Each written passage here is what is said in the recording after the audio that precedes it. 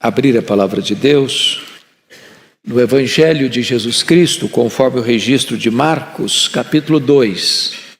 Marcos, capítulo 2. E faremos a leitura do verso 1 ao verso 12.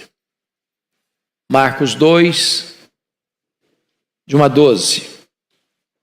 Está escrito o seguinte: Dias depois entrou Jesus de novo em Cafarnaum e logo correu que ele estava em casa.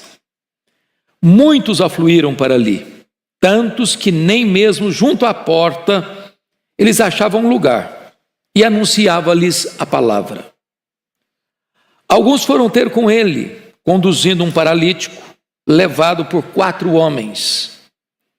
E não podendo aproximar-se dele, por causa da multidão, descobriram o eirado no ponto correspondente ao em que ele estava, e fazendo uma abertura, baixaram o leito em que jazia o doente.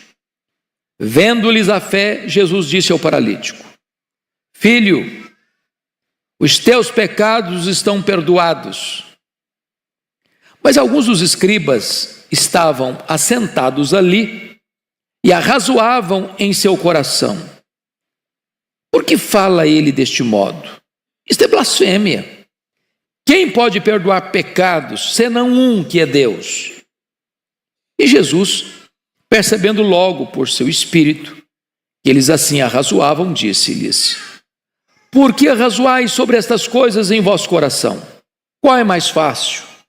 Dizer ao paralítico: Estão perdoados os teus pecados? Ou dizer: Levanta-te, toma o teu leito e anda?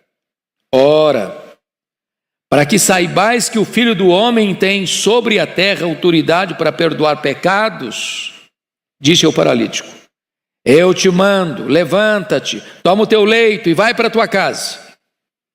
Então, ele se levantou e no mesmo instante, tomando o leito, retirou-se à vista de todos, a ponto de se admirarem todos e darem glória a Deus, dizendo: Jamais vimos coisa assim. Eu gostaria de pensar com vocês sobre este tema: jamais vimos coisa assim. Bom, o texto nos informa que Jesus está de volta para sua cidade, a cidade de Cafarnaum. Não que ele tenha nascido aqui, ele fez dessa cidade o seu quartel-general durante o seu ministério, desde que a sua cidade, Nazaré, o rejeitou. Cafarnaum era uma cidade aduaneira, era uma cidade onde havia um posto da fazenda, de recolhimento de tributos, de impostos, de grande trânsito de pessoas. Era uma cidade estratégica, era uma ponte para o mundo daquela época. E Jesus estrategicamente vai se fixar nessa cidade. E ele dali fazia suas peregrinações pela Galileia, pela Pérea, e fazia incursões também, mormente nas grandes festas, na Judéia. Diz o texto que correu a informação de que ele estava em casa. E então uma multidão corre para lá. A casa fica entupida de gente. À porta, uma grande barreira humana. Muita gente. E não consta que ele estivesse ali fazendo milagres. Ele estava ali, segundo o verso 2, anunciando-lhes a palavra. Ele era um mestre, ele era um pregador. Quando então diz a Escritura que havia um homem paralítico na cidade. E uns amigos, o texto nos informa, 4 homens, chegam à seguinte conclusão: esse paralítico precisa ser levado a Jesus. E eles creram que se aquele paralítico fosse levado a Jesus, Jesus podia curá-lo. E agora imaginem vocês, esses homens transportando esse homem rua fora. Os olhares, as censuras, as críticas, as perguntas, os questionamentos. O povo não sabe o que está acontecendo e para onde estão levando e por que estão levando. Diz a Escritura que quando eles chegam, eles não conseguem sequer acesso com o homem na cama, como estava, sendo transportado. E então, diz a Escritura, que eles tomam a decisão, já que ninguém abre ala para eles passarem, já que ninguém dá prioridade, como se tem hoje, para determinados grupos, prioridade de acesso. Então, diz a Bíblia que eles pegam o homem e sobem com ele para o telhado, destelham a casa, e certamente com muito empenho e esforço, introduzem o homem de cima para baixo, no exato local onde Jesus estava. E quando Jesus vê esta cena, vendo-lhes a fé, não a fé do homem que estava sendo descido, mas a fé dos 4 homens que estavam fazendo esse ato, vendo-lhes a fé, Jesus disse para o homem: tem de bom ânimo. Está lá em Lucas, no relato de Lucas. Tem de bom ânimo. Filho, estão perdoados os teus pecados. Os escribas e fariseus que estavam ali, fiscais do Sinédrio, não para aprender com Jesus, mas para tentar encontrar Jesus num ato falho ou num ato de contradição para acusá-lo, começaram não a falar, mas a censurar no coração. Por que faz desse jeito? Está blasfemando. Ninguém pode perdoar pecados senão Deus. E Jesus pergunta para ele: o que vocês estão razoando no coração de vocês? O que é mais fácil? Eu dizer para esse homem: perdoados estão os teus pecados, ou dizer para esse homem: toma o teu leito, vai para casa? Para que saibais que o Filho do Homem tem autoridade na terra para perdoar pecados, Jesus diz para o homem: toma o teu leito, vai para casa. E diz a Bíblia que imediatamente o homem se recobrou, seus músculos se esticaram, se tonificaram, e à vista de todo mundo ele pegou a cama dele e foi para casa, dando glória a Deus. A multidão fica tomada de pânico, de reverência, de temor. E todos glorificaram a Deus e disseram: jamais vimos coisa assim. Eu fico olhando a cena, e eu acho que quando aquele homem estava sendo descido, eu não sei exatamente como, se em cordas, ou se 2 desceram e 2 ficaram, e Jesus olha para cima e vê 4 homens que se esforçam. Jesus olha para baixo e vê um homem doente, desanimado. Jesus olha ao redor e vê os críticos, os escribas, os mestres da lei censurando. E Jesus olha para dentro do coração deles e vê exatamente eles arrazoando pensamentos hostis a ele. E aqui, irmãos, diante desta cena, eu quero tirar 4 lições do texto e peço que vocês me acompanhem, por favor. A primeira lição desse texto trata daqueles que levam alguém a Jesus. Há pessoas que ou você as leva a Jesus ou elas jamais irão. Esse homem era paralítico. Ele estava entrevado, pernas paralisadas, talvez com os músculos já atrofiados. Ele não estava numa cadeira de rodas, ele estava numa cama, num leito. Talvez a coluna torta, talvez com feridas no corpo, de tanto ficar deitado. E estes 4 amigos, esses 4 homens tiveram algumas atitudes. Primeiro, eles tiveram uma visão. Que visão? Se nós colocarmos esse homem na presença de Jesus, ele vai ser curado. Tudo começa com uma visão. É o empreendimento seu, os seus negócios. É a sua empresa. É o seu casamento. É a educação dos seus filhos. É a sua vida espiritual. Você precisa ter uma visão do que você quer, do que você espera, do que você aguarda. Eles tiveram essa visão. Se nós levarmos esse homem e colocarmos esse homem aos pés de Jesus, um milagre vai acontecer na vida dele. Você precisa ter a visão de orar pela sua família, de orar pela conversão dos seus parentes, de orar pelos seus amigos, para que eles sejam salvos. Você tem que ter a visão de trazer pessoas para a casa de Deus, para que elas ouçam a palavra de Deus. Visão. Mas a segunda coisa, além de visão, esses 4 amigos tiveram determinação. Imagine vocês que eles chegaram lá, o homem estava desanimado. O homem não queria sair de casa, não. Não pense vocês que o homem, gente, me leva, eu estou precisando de ir, me leva. Não, foi isso que aconteceu, não. A primeira palavra que Jesus disse para ele, tem bom ânimo. Jesus não desperdiça a palavra. Jesus não fala assim, tem bom ânimo para um cara animado. Tem gente que nasce desanimada, né? Tem gente que só olha a vida com óculos escuros, não vai dar certo. Não adianta ir, me deixa aqui mesmo, vai ser muito difícil, vai ser complicado. Eles convenceram o homem de ir. Agora imagine vocês quando eles chegam, tem uma multidão na porta, ninguém abre caminho. Gente, tá vendo? Eu não falei que não queria vir? Olha o que está acontecendo. É melhor voltar. Não, você tem que estar na presença de Jesus. Não, mas como é que não vão? Não tem jeito. Tem jeito. Tem jeito. Determinação. Determinação.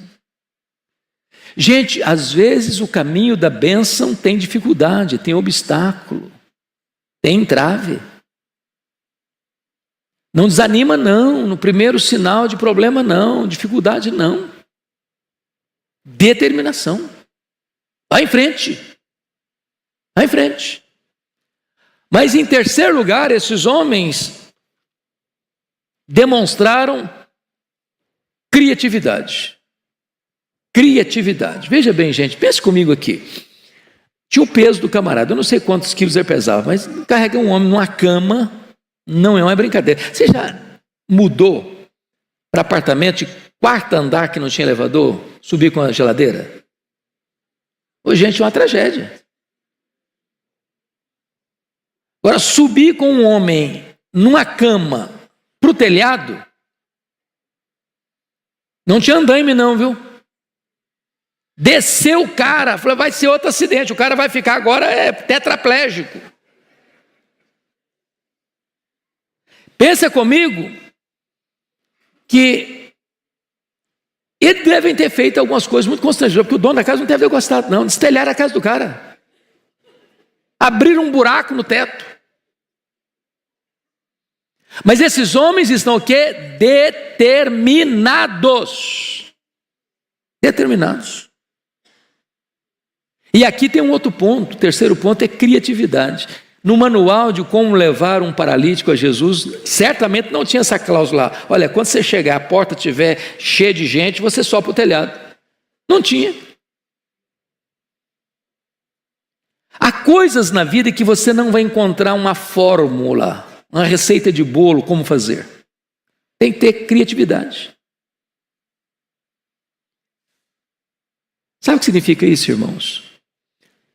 Nós não mudamos a mensagem é imutável. Ela é única, ela é a mesma mensagem que os profetas pregaram, que os apóstolos pregaram, que Jesus pregou, que os pais da igreja pregaram, que os reformadores pregaram, que os nossos antepassados pregaram, é a mesma que nós pregamos, que os nossos filhos vão pregar amanhã, que as futuras gerações vão pregar no futuro. Não muda. Agora, método muda. Tem que ter criatividade. Hoje eu estava fazendo uma live com o pastor Arival, nós estávamos conversando sobre a questão das mídias sociais. Que ferramenta fantástica! Meus irmãos, Paulo na época dele singrou os mares com barcos frágeis, enfrentando tempestades, voragens do mar, de rios, perigos, porque ele queria usar todos os instrumentos do seu tempo, da sua época, para otimizar e acelerar e dar celeridade à mensagem. Hoje Deus coloca diante de você mídias sociais, mas não é para você espalhar fake news, não é para você contar uma piada, não é para você tirar sarro do amigo que o jogo dele, o time dele perdeu, não é para você fazer brincadeiras que às vezes contrariam e contradizem o testemunho da fé, não é para você usar essa ferramenta com uma finalidade específica, levar a esperança do evangelho para as pessoas. Criatividade. Eles inovaram, eles foram ousados, mas notem mais, eles tiveram fé. Eu acho fantástico que o verso 5 nos informe assim: vendo-lhes a fé. Não diz vendo-lhe a fé. A fé que Jesus está enaltecendo aqui não é propriamente a fé do homem paralítico. Pode até estar incluída. Alguns estudiosos entendem que está também incluída a fé do paralítico, mas a ênfase do texto é que Jesus viu a fé daqueles que levaram o homem. Às vezes você vai trazer alguém na casa de Deus, ou às vezes você vai levar o evangelho na casa de alguém, aquela pessoa não está tendo fé, não, ela não está nem querendo, às vezes ela está desanimada. Mas Jesus honra a sua fé. Jesus honra a sua postura, sua atitude. E você crê que se você levar seu marido, se você levar sua esposa, se você levar seus filhos, se você levar seus pais, se você levar seus amigos, o Senhor vai fazer um milagre na vida deles. Bom, vamos olhar o segundo ponto da mensagem. Primeiro, aqueles que levam alguém a Jesus. Mas vamos olhar em segundo lugar, aqueles que bloqueiam o caminho para Jesus. Quem está bloqueando o caminho? Olha aí o versículo 2.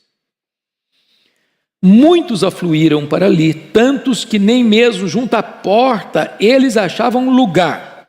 Agora olha o verso 4. E não podendo aproximar-se dele por causa da multidão, descobriram o eirado no ponto correspondente ao em que ele estava. Veja bem que a multidão podia ter sido mais sensível, não? Jesus não estava fazendo milagres ali, Jesus estava ensinando, pregando. Talvez aqueles que estavam à porta, ao verem aqueles 4 homens chegando com um homem paralítico, e eles sabiam que Jesus podia fazer um milagre ali, diziam, vamos deixar, gente, vamos abrir o caminho, vamos dar espaço, vamos facilitar, vamos ajudar. Aliás, se você ler a Bíblia, multidão sempre foi um problema às vezes. Lembra de Bartimeu, lá em Jericó? Bartimeu está gritando, Senhor, filho de Davi, tem misericórdia de mim, filho de Davi, tem compaixão de mim. A multidão diz, cala, cara, cala.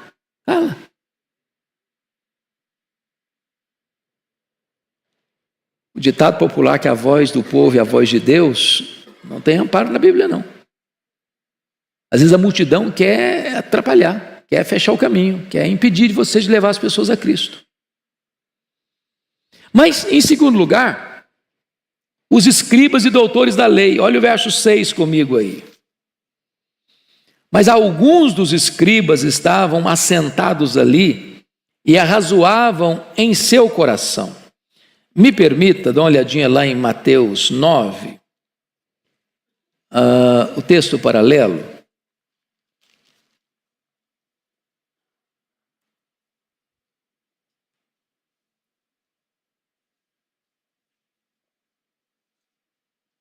Em Mateus 9, a expressão é a mesma, mas alguns escribas. Mas Lucas 5, 17, está mais claro do que esse tanto de Mateus quanto de Lucas. Mateus com Marcos. Olha aí comigo. Veja você no verso 17. Ora, aconteceu que num daqueles dias estava ele ensinando, e achavam-se ali assentados fariseus e mestres da lei, vindos de todas as aldeias da Galiléia, da Judeia e de Jerusalém. Então, note vocês que esses fariseus e mestres da lei, que eram os escribas, eram os teólogos da época, eram os doutores da lei, eram os mais entendidos da palavra de Deus, eram os grandes representantes da intelectualidade teológica. E eles estão vindo de onde? Está escrito aqui: de todas as aldeias da Galiléia. Ô, gente, na Galiléia tinha 204 cidades pequenas. Jesus percorria várias aldeias. E eles estão brotando todo lado. Gente da Galiléia, gente da Judéia, gente de Jerusalém, do Sinédrio. Eles eram espécies de fiscais da religião. Eles representavam o Sinédrio. O Sinédrio era aquele que coordenava e fiscalizava a questão religiosa em toda a nação. E eles estão lá, como obstáculo. Primeiro, eles não eram ouvintes sinceros. Jesus estava ensinando, mas eles não estavam ali querendo aprender de Jesus, não. Eles não foram para lá porque eu quero aprender de Jesus, eu quero que Jesus seja o meu mestre, eu quero ouvir uma lição para o meu coração. Não, eles estavam ali como fiscais. É muito triste quando alguém às vezes vem para um culto, vem para a igreja, não para ouvir a voz de Deus, mas para criticar o pregador, para anotar uma frase, talvez não bem elaborada. Eles estavam ali para buscar ocasião contra Jesus. Vejam vocês que, em segundo lugar, eles estavam certos e estavam errados ao mesmo tempo. Por que eles estavam certos? Só Deus tem poder para perdoar pecados. A teologia está boa, é isso mesmo. Só Deus perdoa pecados. A igreja não perdoa pecados. O sacerdote não perdoa pecado. O Papa não perdoa pecado. O pastor não perdoa pecado. O concílio eclesiástico não perdoa pecado.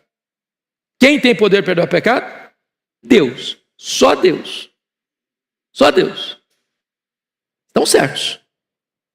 No que eles estão errados?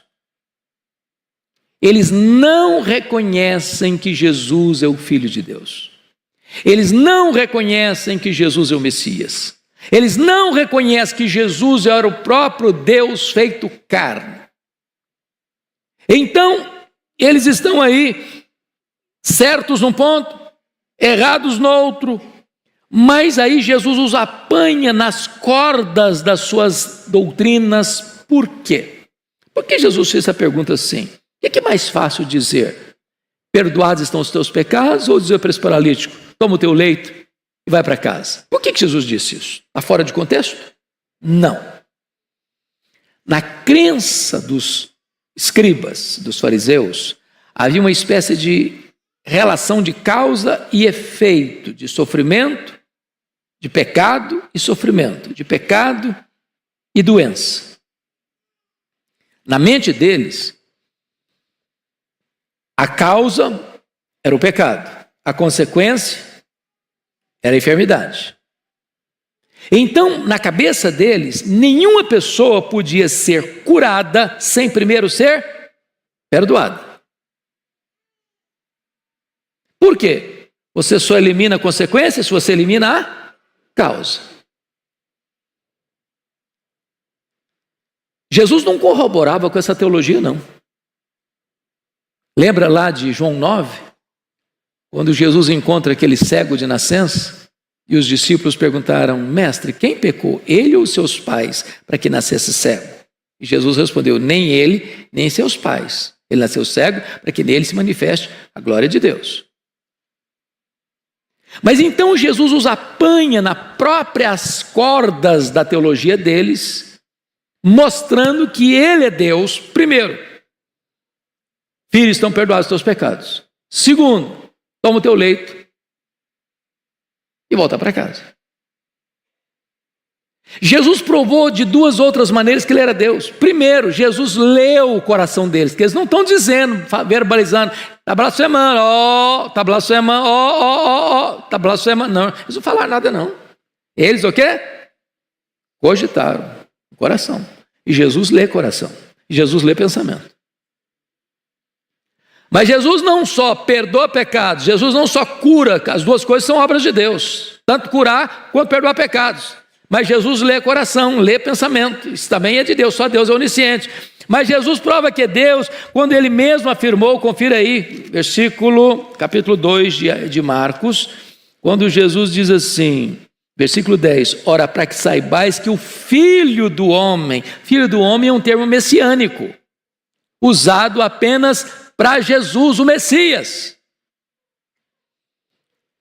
Então Jesus deixa esses críticos numa situação de total embaraço, porque na cabeça deles o homem só podia ser curado se fosse primeiro perdoado.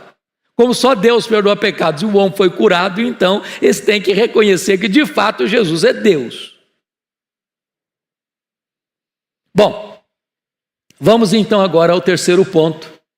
Primeiro, aqueles que levam as pessoas a Jesus. Segundo, aqueles que impedem as pessoas de chegar até Jesus.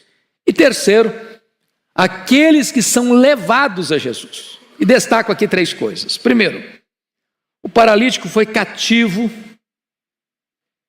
e voltou livre. Olha aí comigo o versículo 3, por favor. Alguns foram ter com ele, conduzindo um paralítico levado por 4 homens. Agora olha o verso 12.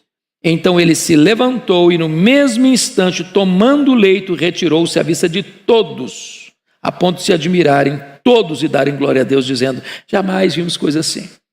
Então ele foi cativo. Foi cativo do seu desânimo, foi cativo de uma autoestima achatada, por isso Jesus o chamou de filho, foi cativo da sua enfermidade, paralítico, e foi cativo dos seus pecados.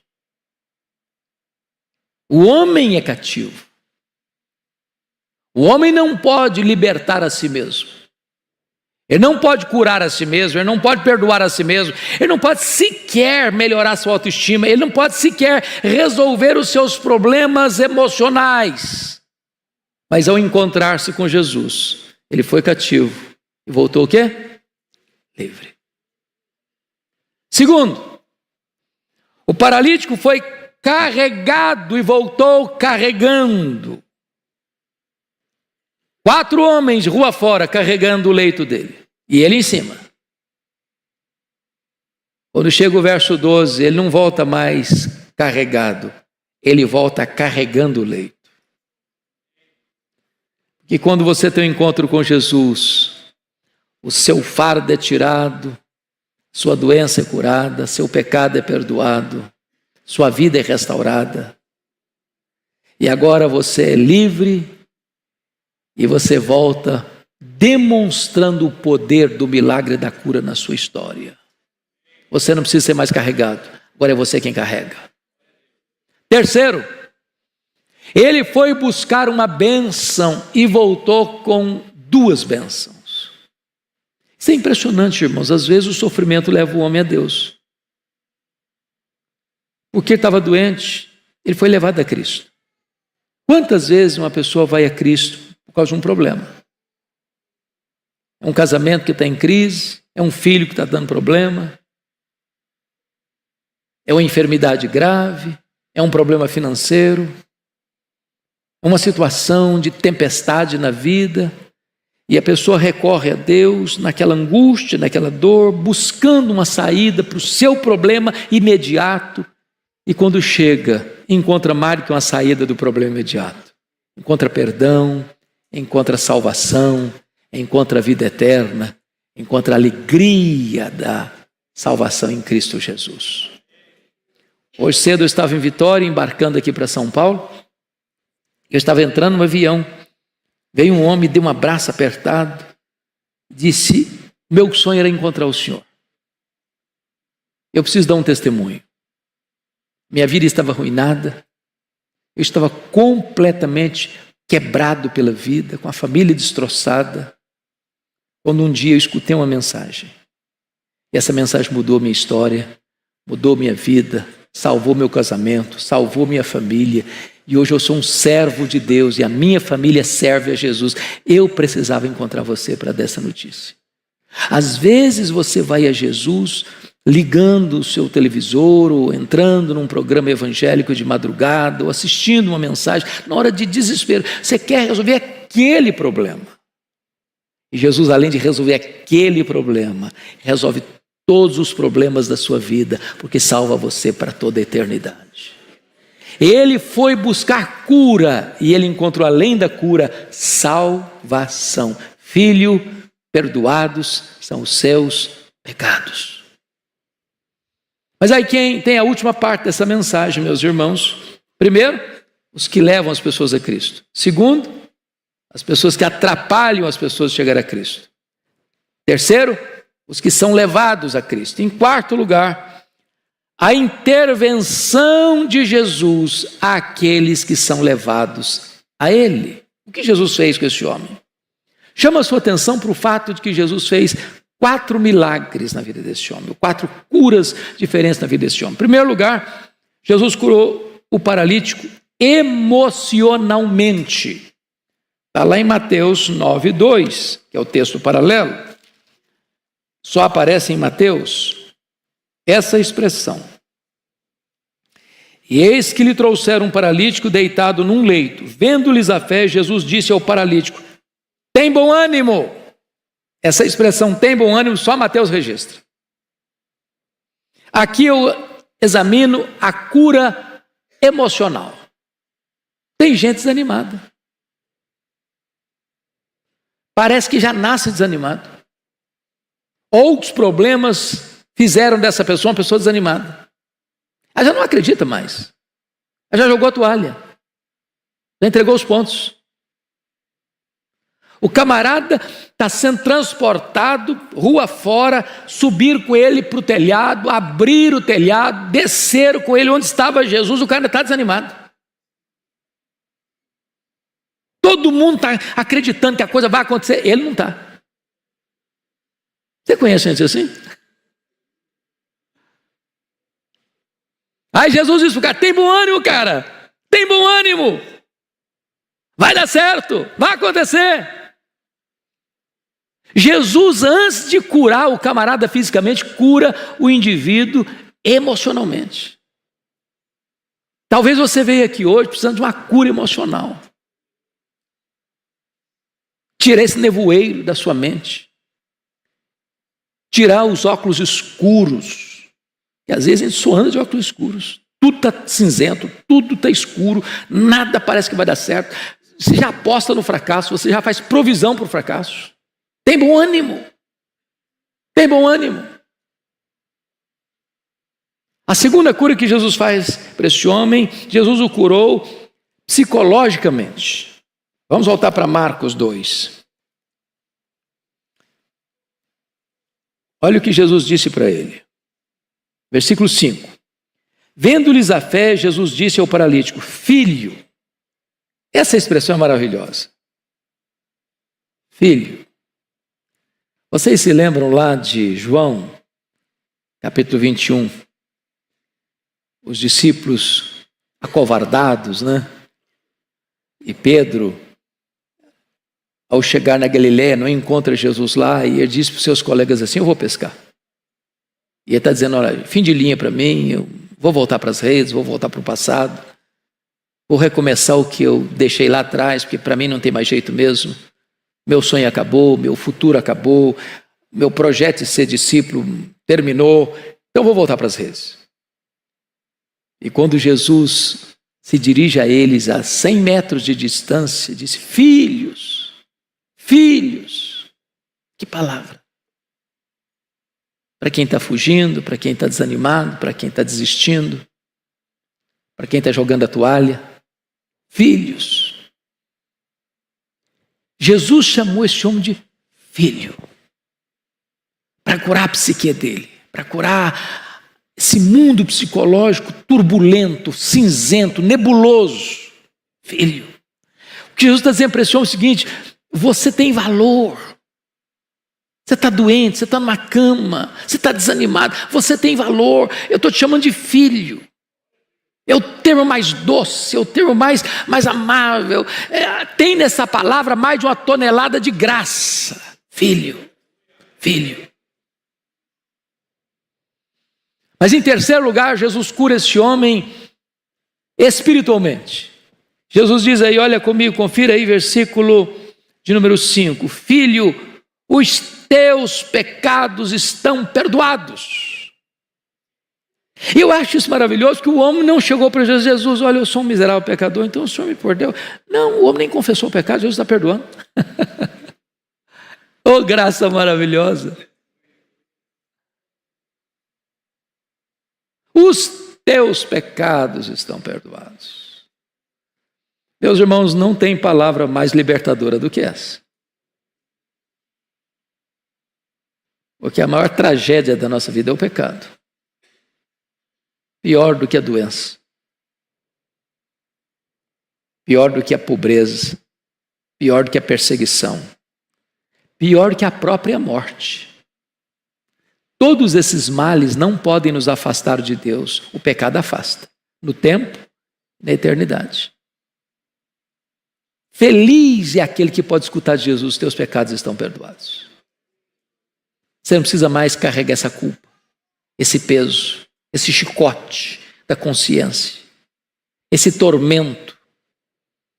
Não tem colchão suficientemente macio para quem está atormentado pelos seus pecados. Não tem travesseiro de pena de ganso que dê jeito para sua cabeça atormentada pela culpa. Mas esta palavra é doce, é libertadora, é restauradora, traz paz. Filho, teus pecados estão perdoados. Está resolvido. Está resolvido. Não tem mais peso. Não tem mais culpa. Não tem mais condenação. Não tem mais juízo. Não tem mais inferno. Não tem mais susto das acusações do diabo. O sangue de Jesus purifica de todo pecado.